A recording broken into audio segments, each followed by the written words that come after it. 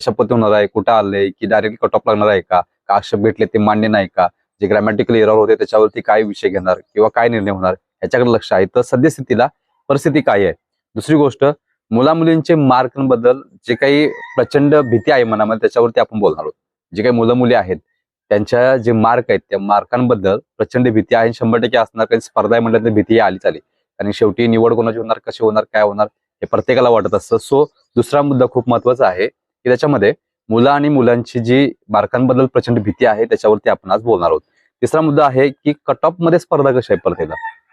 मला जे रिप्लाय दिले मी जवळजवळ 8,500 9,000 रिप्लाय आता पण दिलेले, अजून सुद्धा 2,000 ते जास्तच रिप्लाय पेंडिंग आहेत. त्या मुलांना विनंती करतोय की एवढे दिवस सहन केला 2-3 दिवस वगैरे वगैरे, तर आजपासून परत एकदा तुमच्यापर्यंत रिप्लाय येण्याचा प्रयत्न सुरुवात होईल. जसं जमेल तसं रिप्लाय देण्याचा प्रयत्न करणार आहोत.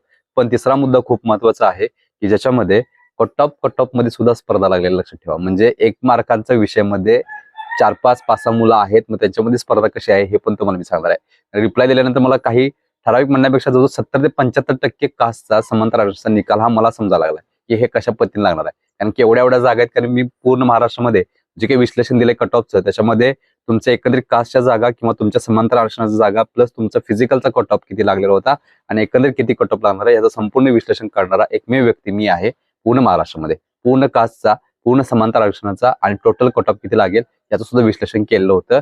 हे विश्लेषण होतं पेपरच्या अगोदर. त्यावेळी पेपर कशा पद्धतीने येणार आहे, हार्ड राहील, मिडियम राहील ह्याच्यावरती काही गोष्टी डिपेंडिंग होत्या. पण एकंदरीत कट ऑफ जो अगोदर सांगितलं होता त्यापेक्षा काही गोष्टी या चेंज होतील हे पण तुम्हाला मी या व्हिडिओमध्ये सांगणार आहे की कट ऑफ मध्ये कशा पद्धतीने स्पर्धा आहे. नंतर